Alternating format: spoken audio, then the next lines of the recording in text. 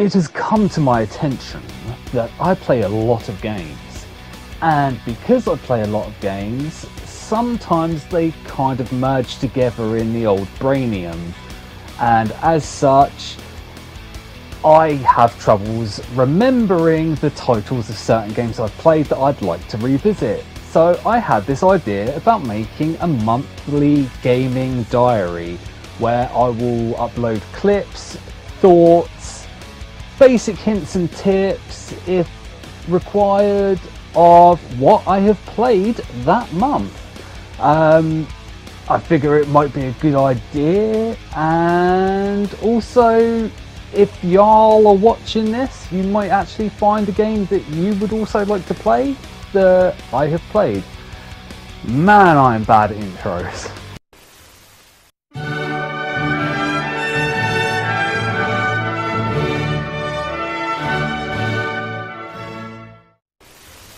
Now, first up this month we have Jonny Trigger, which, believe it or not, I didn't buy because of the name of it. I'm not going to lie, the whole reason I bought the game was because I saw that there was Deadpool DLC for it, and with Deadpool 3 being out of the cinema this month, I figured now was a good time to buy the game. Now, how do I explain Jonny Trigger? Essentially, I guess it's like an auto runner, but you have to fire your guns at the right time when your gun's sights align with a target, which makes the game sound boring, but the actual fact of the matter is the game makes you feel like a badass. So to explain the basics of the game, you have to shoot enemies, obviously, but you also have other targets such as items that you can shoot in order to collect.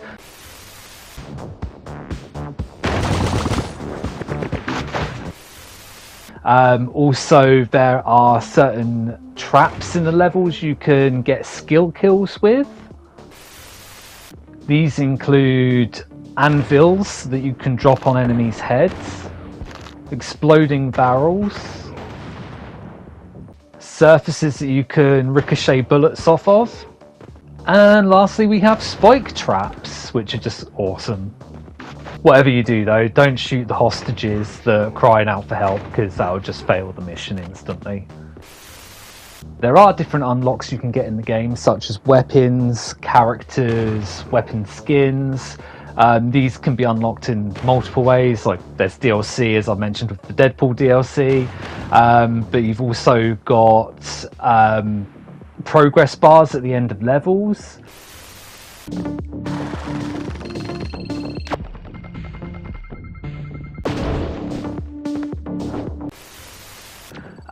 Also at your base you can unlock rooms which have like themes corresponding to the character you're unlocking, and they're just fun to look at.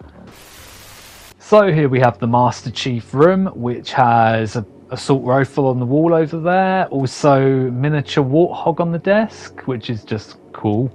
So here we have Tommy Vercetti's room, which has an RC helicopter from that mission. Ugh.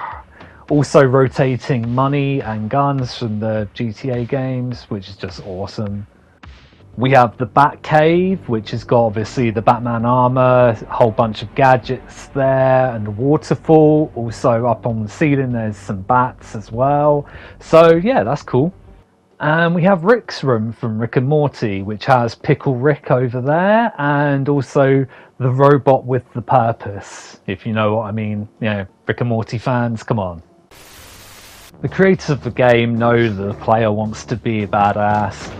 Said badass twice now, whatever. So sometimes they'll give you certain situations where you can align double headshots, for example.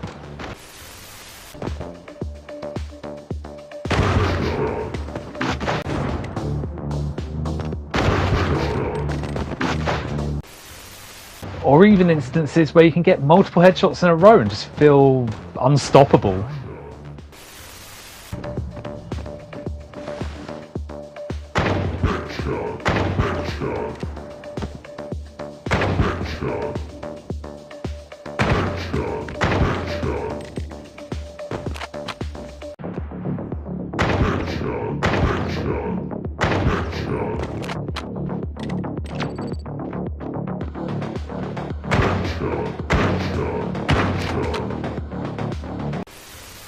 As I mentioned before, this game has got tons of characters to unlock. Some examples of these are as follows.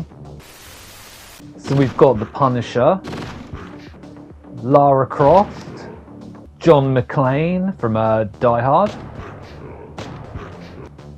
Spawn, Tommy Vercetti from GTA Vice City, Batman, Star-Lord from Guardians of the Galaxy, Cyclops from the X-Men, Harry Potter with his super fun wand of Leviosa, good old Master Chief from Halo,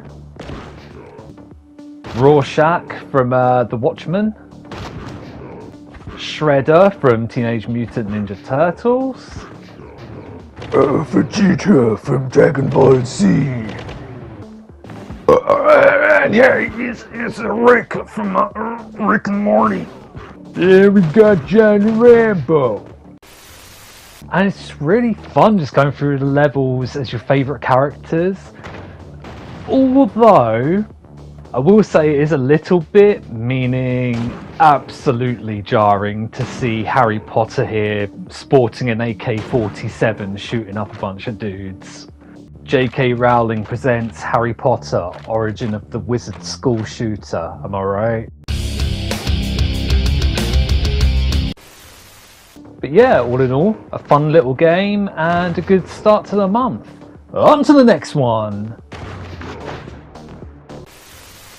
So first of all this month we have The Legend of Dragoon, which is a turn-based RPG originally released on the PlayStation 1 in 1999, now released as part of the PlayStation Plus Classics collection, with additional features such as upscaling and save states. So as I mentioned with the upscaling, it does help with the game's preservation, but it's not perfect, as one of these late game innkeepers will demonstrate for me now. Hey Mr. Innkeeper, how's tricks?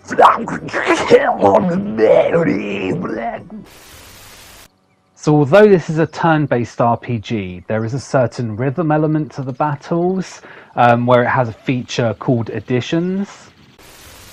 The addition system is actually a lot of fun.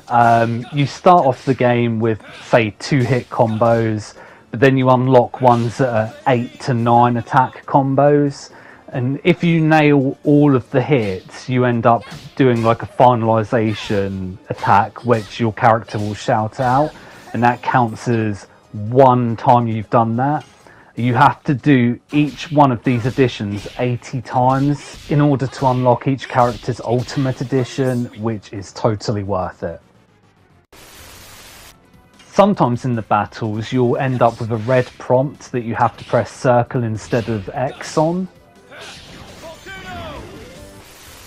But if you miss the red prompt, then it will backfire on you, hence the whole risk and reward system. So as I mentioned with the additions, you unlock the majority of them just through leveling up. To unlock the ultimates, you need to get all of them up to 80 uses. I did 99 for each because RPG logic. So when playing as a Dragoon, the rhythm element of the battles is this spinning dial that you have to nail perfectly. And I only managed to get a perfect twice throughout my entire playthrough. It's freaking hard, man.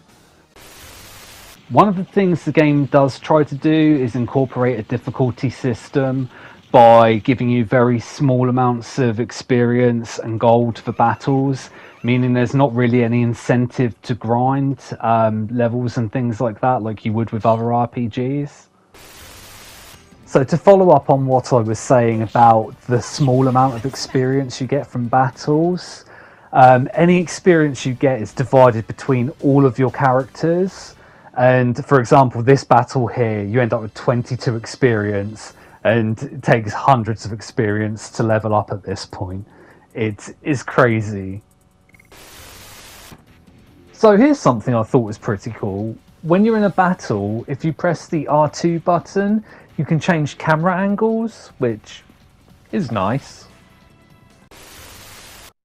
Something I did find quite funny with the battles is that the battle animations will still play out even if the attack misses, and I just think it looks goofy as hell.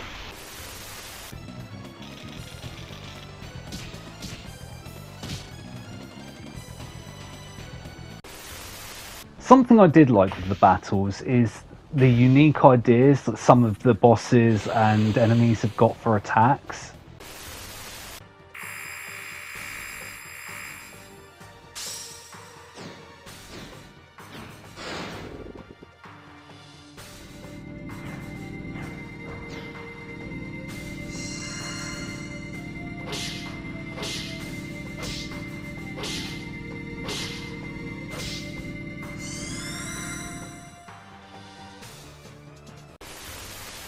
This being said though, some of the battle animations do take ages to play out, and I will say that that is a recurring theme in this game with how long certain things take, as I will bring up later.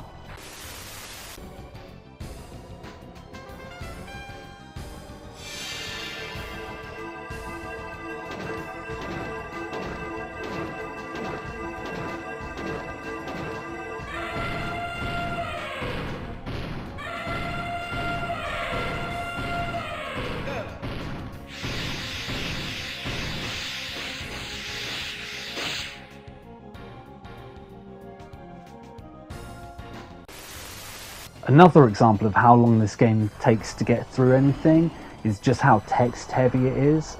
Like, here's a certain scene that I'm going to speed up just so you get an example of what I mean with this.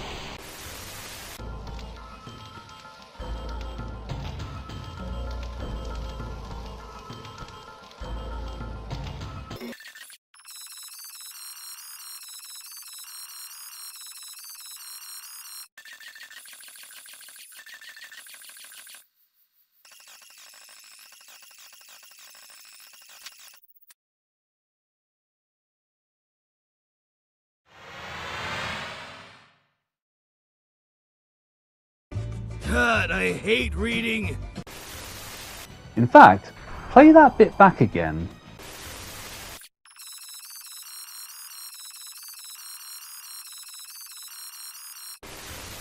Huh, let's throw a beat to that.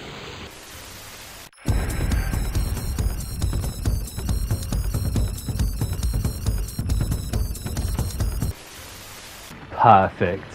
But just to get off the subject of text for a second, some of the cutscenes are actually voice acted, and it's surprisingly well done. Is this really necessary? It is His Majesty, Emperor Dole's command to take that girl into custody. Who is she? That is not your concern. Especially when we had examples like this around the same time. Richard, what happened? Oh, Jill, this house is dangerous. There are terrible demons. Ouch! And now back onto the text. I'll throw in a couple of pros first of all. Like, there's some decently written quotes in there. The ones who flaunt their power disappear when the truly powerful appear. Cool. Some pretty funny writing too. Why don't we take a nap? What's wrong, Levitz? Dart, act like a man. Lack of sleep is bad for our skin. Every young lady knows that. Okay, I'll be more serious. It has some contextually relevant, otherwise weird sounding quotes in there too. The flame puts me in the mood to do it. Take it away, subconscious. Hell yeah.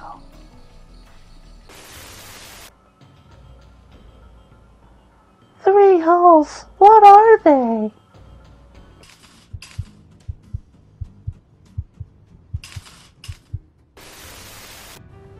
I'm glad to receive your fist, Master.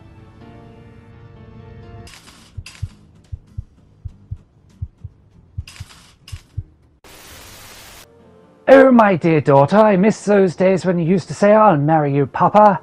Oh, my dear daughter, I wish I could be with you a little longer. It has some lines of dialogue that clearly weren't intended to be funny, but absolutely are funny. Shut up. Talking makes you die.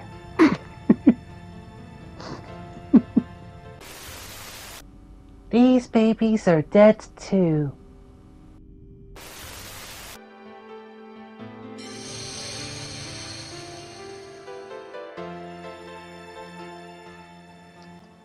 He is lucky to be dead now.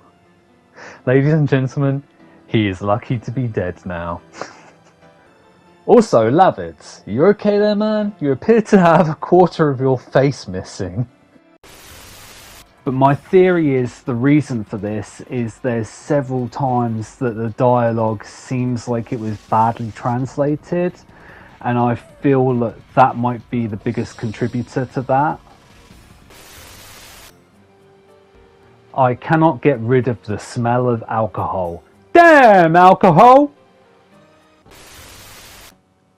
Everything is maintained perfectly. Every last thing is so well maintained. Huh? How could he betray his friend? I wonder how he felt when he betrayed his friend. What? Once you give up your hope, you are finished.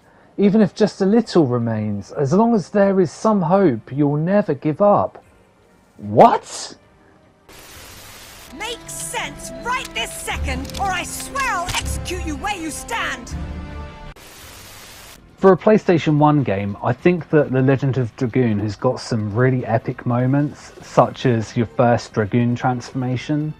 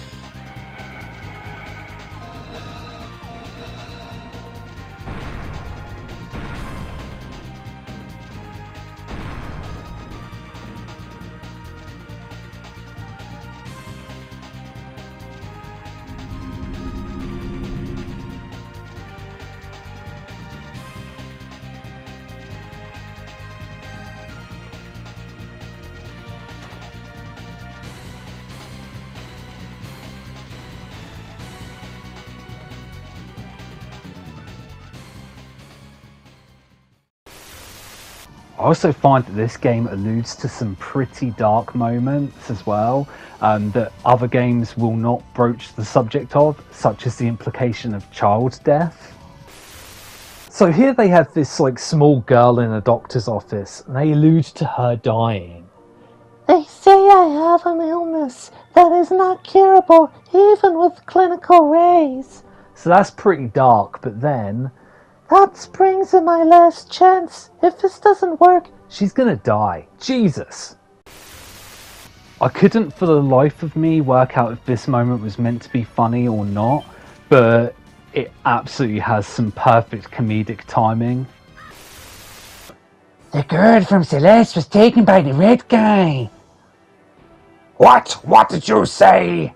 The girl was taken away by the red guy.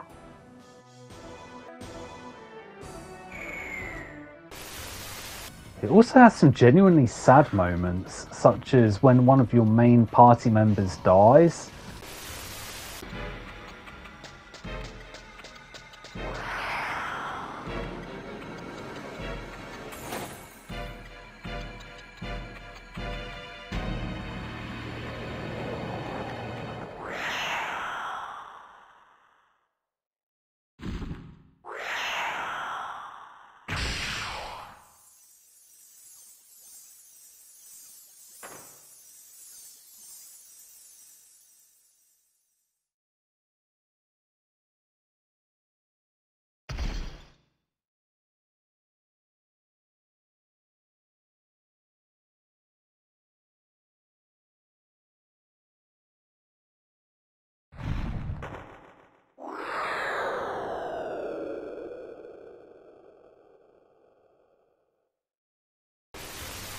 But what makes this worse is that later on you meet his spirit and he gets possessed, you have to defeat him.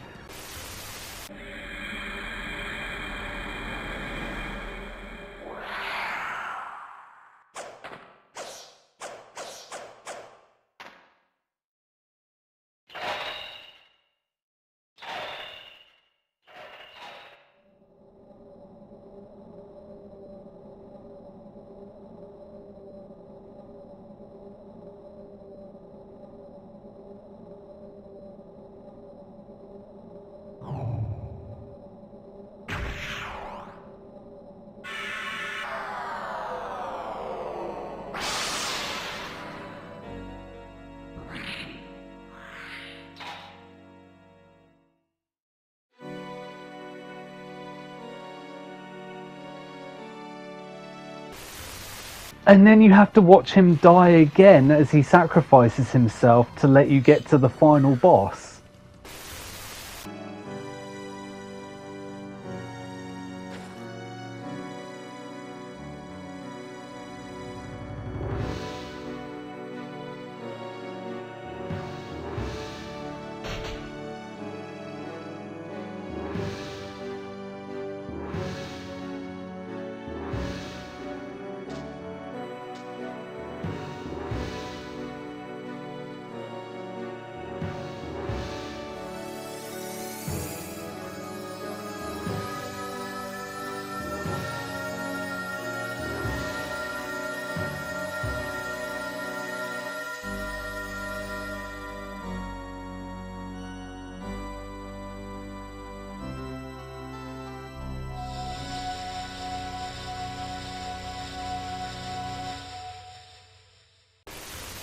And with that element of RPG where one of your main characters gets killed off, I was instantly put in mind of Final Fantasy VII.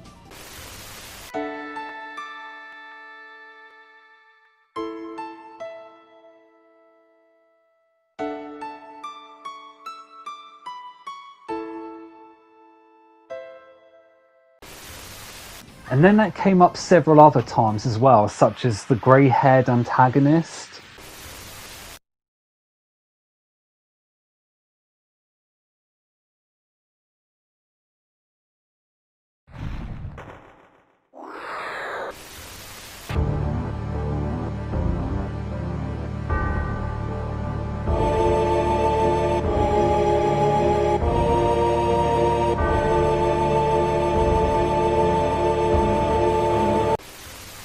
A scene where your main character gets possessed and is made to attack their main love interest.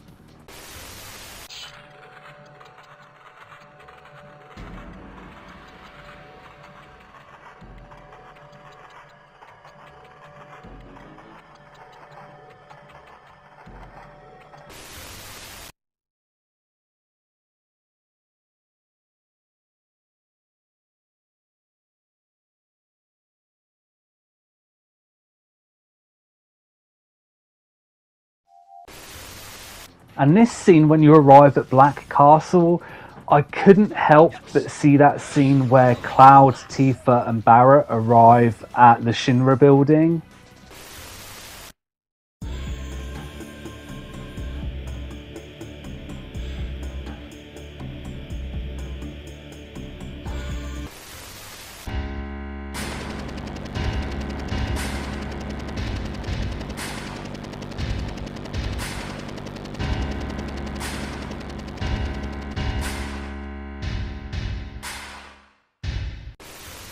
Like, look, I will sync up that music from Final Fantasy VII to the arrival of Black Castle and tell me that it does not just work.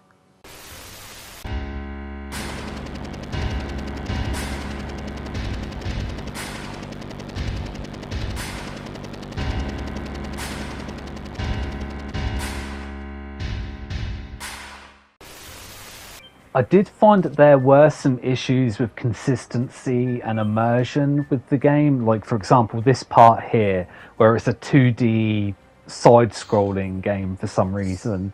And there's parts where it becomes a stealth game as well. And I mean, I'm all for games, changing things up, keeping things fresh, but it just didn't feel good in this game, in my opinion. And then, calling back to the very beginning of this, when I mentioned about how long it takes to do anything in this game, observe. I hate so much about this part of the game because it's a gimmick temple, the gimmick being laws. Now, to speed up this footage exponentially, because I'm just going to show you how long it takes to change one law, and you need to change several laws to make things easier on yourself, because there's several laws that you can change, such as turning off random battles, turning off drones, turning off turning on the shop, opening up the exit. So for each one of these things, you have to do this whole process over again. And as you can see, it's a very long process. I've just finished the first one now with that speed boost. That is too much to do. I'm sorry, but it was just awful. I hated this part of the game. So now let's talk about my biggest headache in this game, aka Stardust, which is the collectibles element of this game. But the problem is there's no prompt or anything like that to say like, oh, there is a Stardust here, or any sort of tracker to say, oh, there's this many Stardust in this area, or anything like that. Like, as you can see from the footage I'm showing you right now, it's usually in the most random places, and I'm just literally tapping the X button whilst running around just everywhere. The whole game I was just tapping X whilst walking, which was really handy. Like in this part here, you had two Stardust very close together, which was very strange. But lastly, to end on a positive note, I do find that the characters in this game are likeable, and a big shout out to Meru. Meru is kind of the comic relief character of the game, but she's very positive, a bit vain, but very clumsy. Like her winning animation, she forgets she's got a massive sledgehammer and falls on her head. And lastly, before we transition to the next game, Assassin Cock.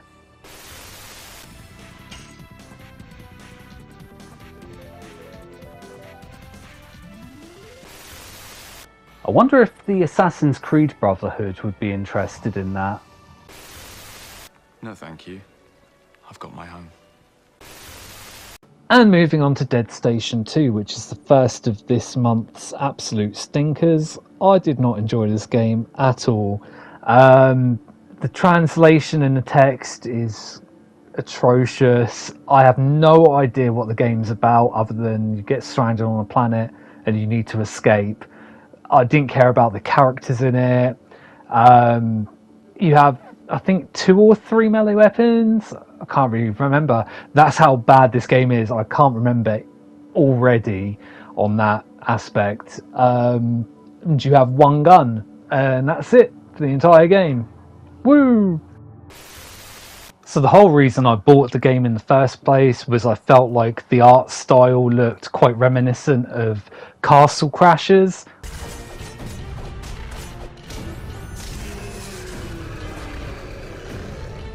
Which I love Castle Crashers, and oh boy did I regret my decision there.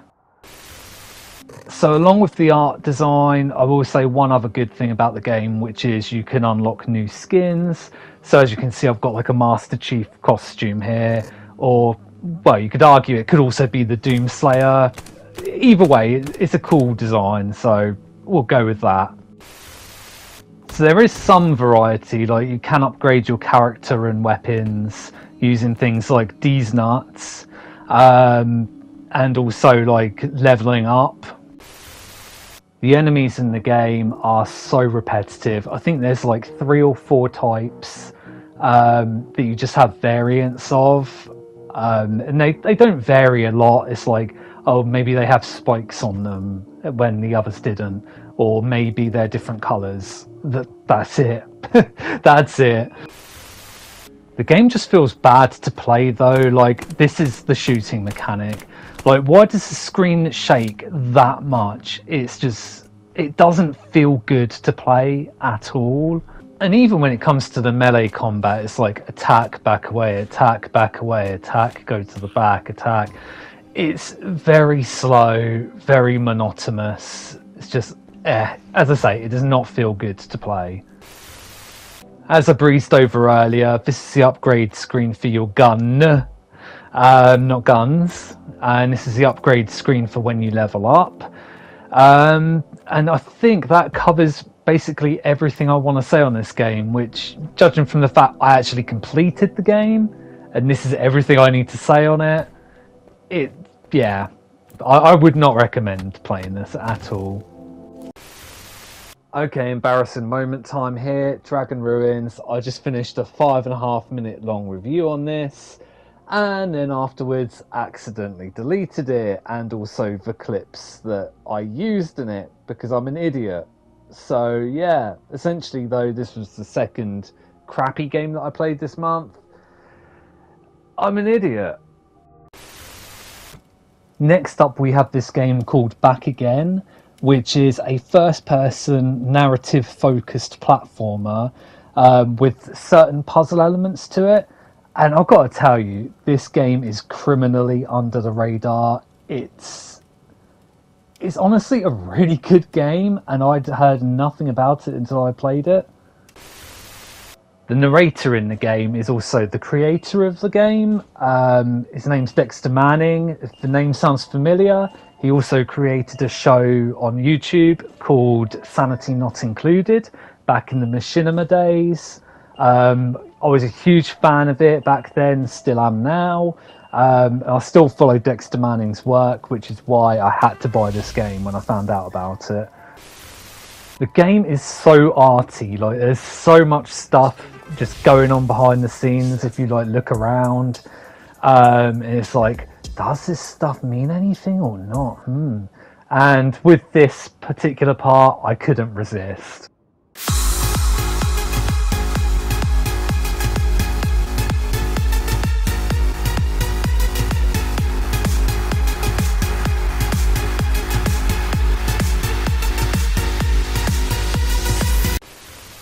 Now, the guide is quite an important character. Like, you never see him, but he's constantly there talking to you, starts your journey, tells you to like go ahead and do it, but then halfway starts telling you to turn back, and then starts getting more aggressive with it, saying that he wants to keep you safe and you need to stop. See? You wouldn't let that little challenge stop you, even with my rambling. This is what we want after all. Well, this is what you want. You can only guide a horse to water, but you can't make it drink, or so to speak. Be patient. You don't want to lose your head now. I think I've made a grave mistake. I never expected you to make it this far. The thought hadn't even crossed my mind. This isn't what was supposed to happen. Why won't you listen to me? Just want what's best for you. Please stop. Just stay here. Stay here with me. You don't have to experience anything. It'll be an eternity of nothing. This is what you want. But then he turns kind of demonic in one of the voice clips. Would you save someone if you could? Would you save someone from even having to be saved? You need to stop! Which is awesome, but it also raises a lot of questions, like who is he? And then it gets to the end of the game, and then there's just this really strange ending.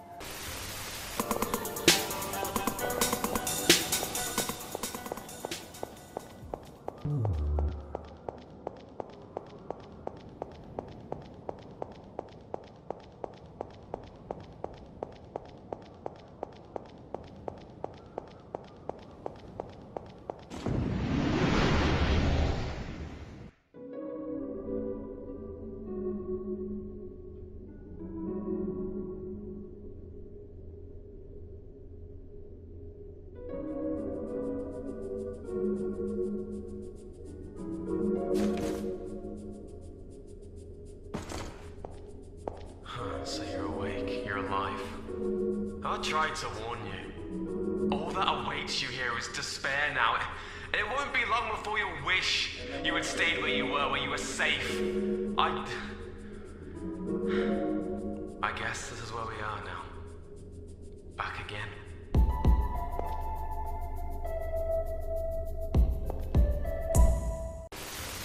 So I think with that, with the narrative weaved by the guide and the scenic storytelling in the game, it could very easily have a sequel to explain all of the questions that are raised in this, like who is the guide? Is he like a god figure? Is he a devil? Is he an AI? What are you? Are you a mannequin? Are you a person and this is just your psyche? There's, what is this place? What is the place you end up in? There's a lot that needs to be answered, and if not, then I think with what you have, it can make for a very interesting topic of discussion, and like to hear different people's speculations on what everything is in this game. I love this game. My only gripe with the game was coming from a trophy hunting perspective, where there's a trophy for dying 100 times, which, bearing in mind at the end of my first playthrough I only had died 27 times, meant I then had to load up the game and kill myself 73 times to get that. So coming off of this game, I found out there's another game on the PlayStation 5 created by Dexter Manning, and it's more comedy focused. So I had to get that as well. So I guess that means we're moving on to Go, go, jump! Go Go Jump, which I would compare to the likes of something like Cuphead in the fact that all the stages are bosses. It's not as difficult as Cuphead though, and it's super enjoyable, like highly addictive. The only controls in the game are left, right and jump, but the game is far from simple. And as for the premise of the game, I'd do it a disservice compared to the protagonist's explanation. Hi, my name is Dylan. I'm a dog with an overly intense passion for jumping. Recently, my awesome father passed away, which sucks, but he was the coolest dad ever. He used to yell, "Score, baby!" whenever something rad happened, like divorcing my mom. He was also a famous jump master when he was younger, and traveled the world with his strange best owl friend, Levi, who's over there, actually. Are they? He's been training me up the past few months so I can carry on my father's legacy and become the best jump master the world has ever seen. I want to make my dad proud so he can brag to all the other ghosts out there. That, and for some reason in his will, he demanded I become a jump master and collect every badge, otherwise the house and all his life savings will go to his half-sister Sally, who is also over there. So now it's time to get jumping. Woohoo! I just asked what your opinions were about bacon. Oh, delicious!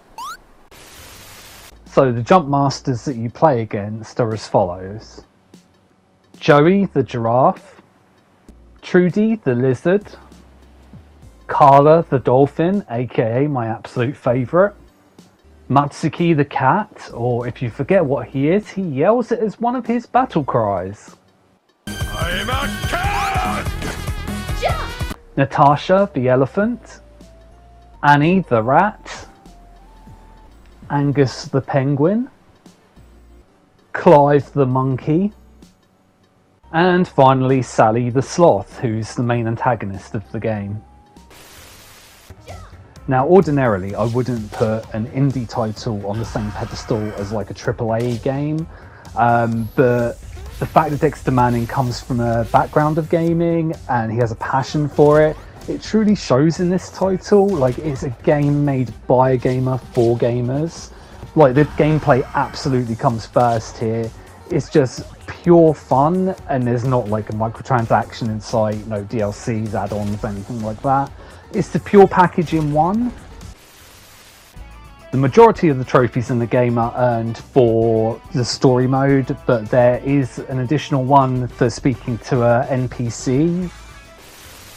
I'm holding in a pee right now. I really need to go to the toilet. I'm not gonna lie to you. I really need to go. Damn, can I make this to the 5 minutes? You know what, I'm gonna keep going, because I'm gonna get to 5 minutes and 30 seconds, and right now it says I'm on 3 minutes and 49 seconds. And also for beating boss rush mode. Holy moly, he's done it! Dylan has successfully defeated every Jump Master in quick succession! Congratulations! Your prize for winning! I don't have anything to offer, really, but there's a satisfaction that you managed to do this! No? How about this? Is that okay? Thanks for joining us today, folks! Dylan and the player, you rock!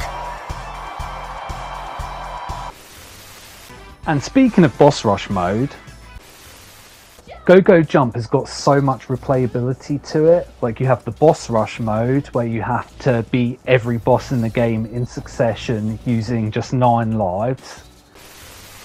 With the snap of my finger.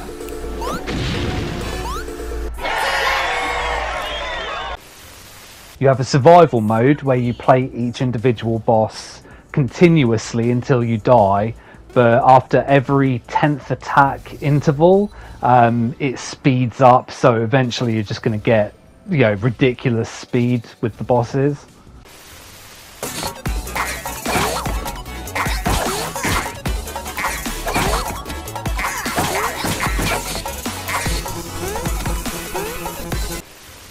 And lastly, you have challenge mode, which after every 10 challenges, you get a voice recording of Dylan's dad, basically going into the past history of when him and Levi travelled and became jump masters themselves.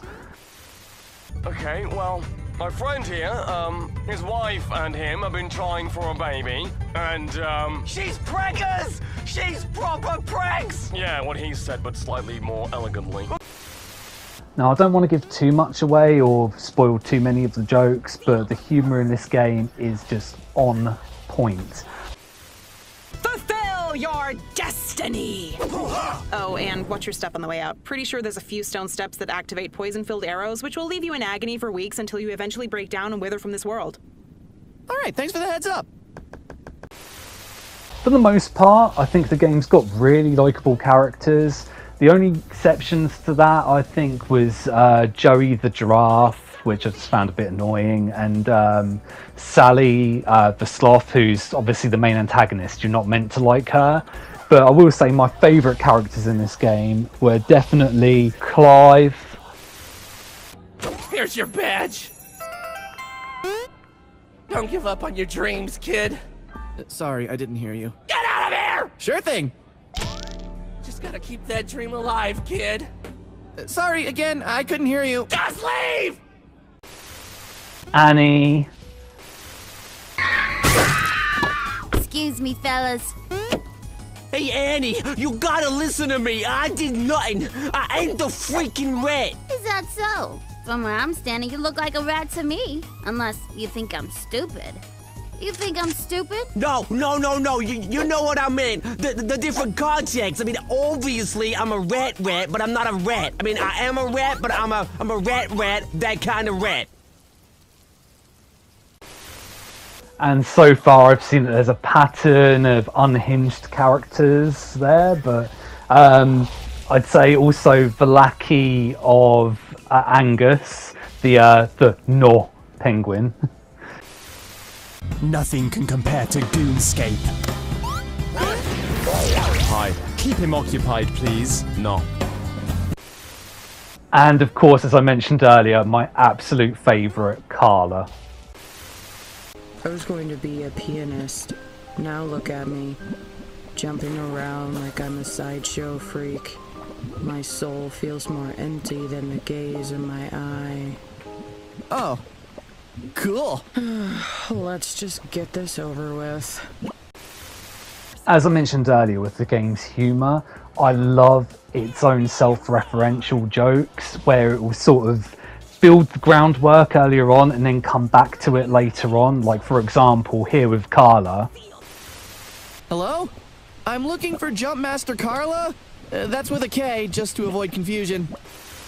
Holy cow! Moron. I'm a dolphin with a D, just to avoid confusion. And then pays off towards the end with this. Take this token of great significance. Have a great life.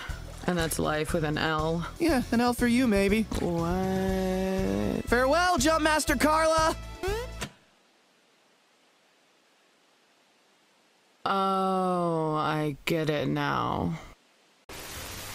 And I'll finish off by mentioning the game's music, which is just so good. As you know, I'm a sucker for references, and I noticed whilst I was playing the survival mode that there was a reference to Back Again. Destiny awaits!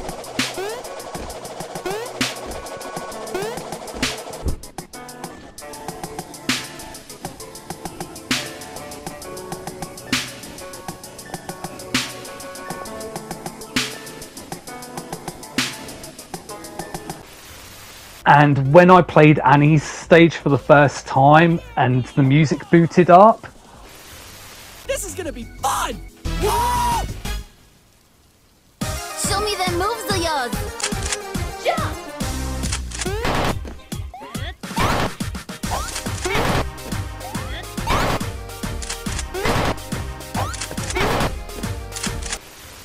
I couldn't help but sing along to the Sanity Not Included track, Stabby Stabby, which you can find on YouTube, Spotify, iTunes, and all that good stuff. Show me them moves of yours! Jump! It's yours, my name. Murdering children is my game.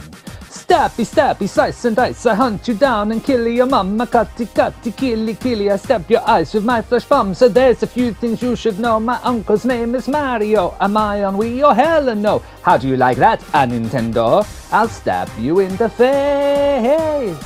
I'll beat you in running a race. I won't hesitate to take your life. I'll even kill my own wife. What? Just kidding, honey. Yeah, I just love this game. I love it.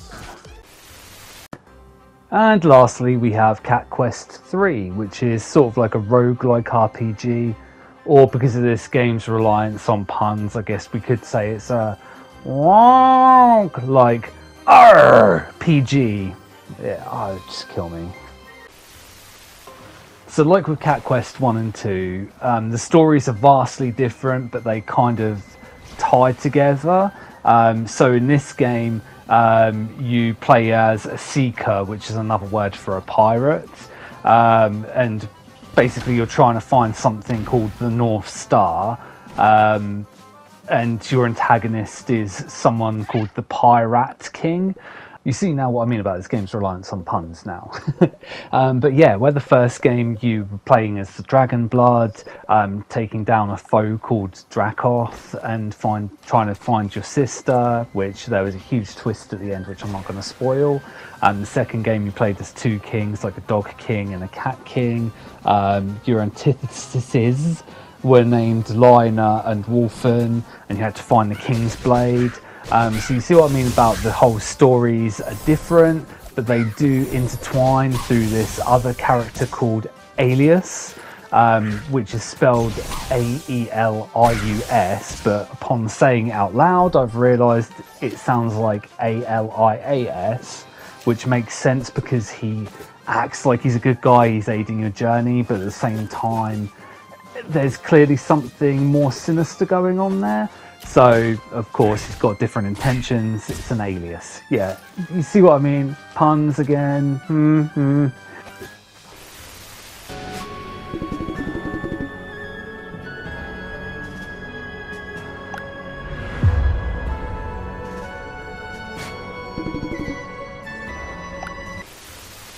Another couple of things that tie the games together are that you have a ghostly companion in all three games.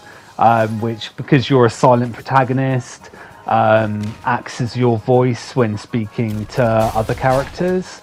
Also, your main protagonist always seems to have some kind of magic mark on the back of the head.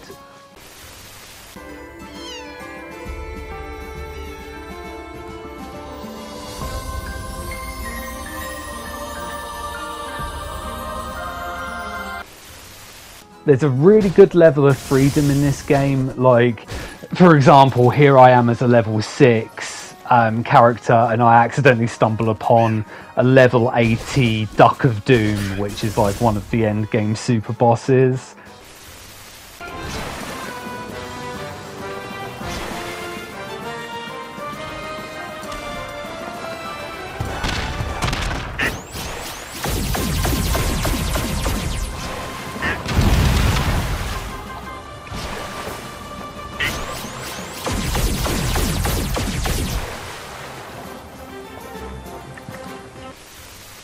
Like in past titles, you have melee weapons, ranged weapons, magic spells, and equipable equipment. Equipable equipment? Yeah, that works, whatever. But yeah, everything apart from the magic spells can be leveled up either by using gold at the blacksmith, or you can find duplicates of those same items. Everything can be leveled up to a maximum of level 99. With the magic spells, you can level them up a few times, but you have to pay for those every time. Also, you can increase your magic slots by finding alias out and about in the world.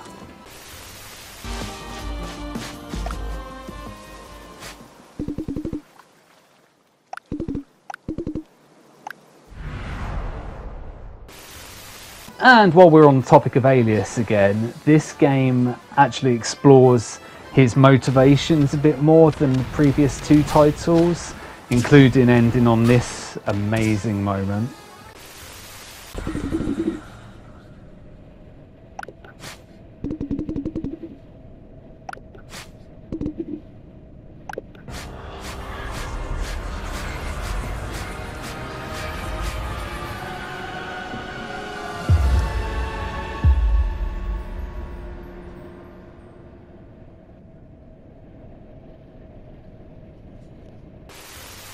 Which is clearly teasing the next title, which will be a culmination of the past 3 titles, like what it's all been working up to.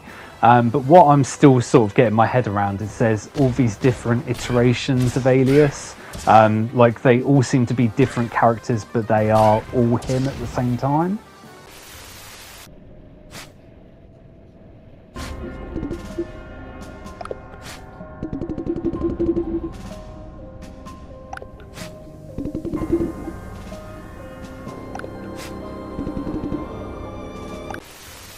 Another thing in this game that expands the playability and length of the game is the tavern, which has wanted posters for super bosses that you can fight during the game and collect bounties for.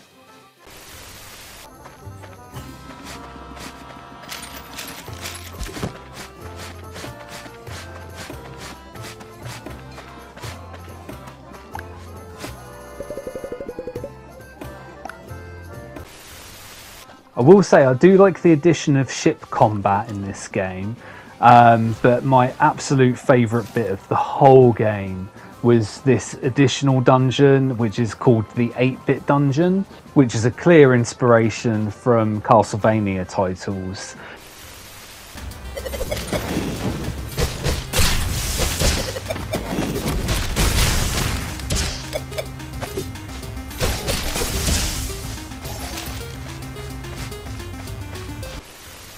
Especially because at the end you fight a boss called Dratcula, or it's essentially the Rat Killer, but it looks like Dratcula.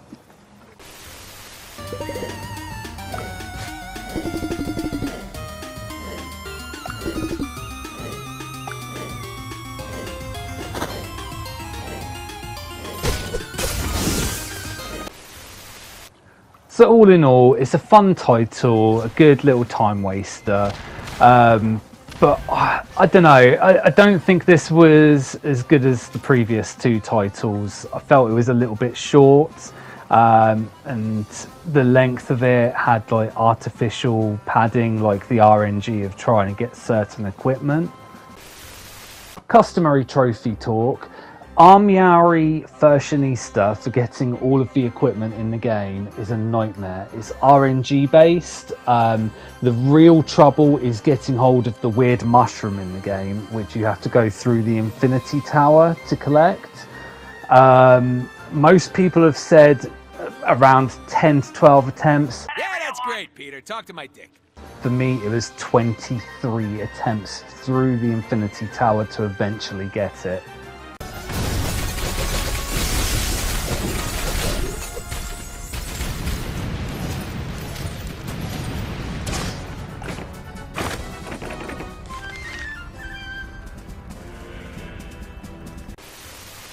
But yeah, that's the end of this month's games. So until next month, peace out and take care.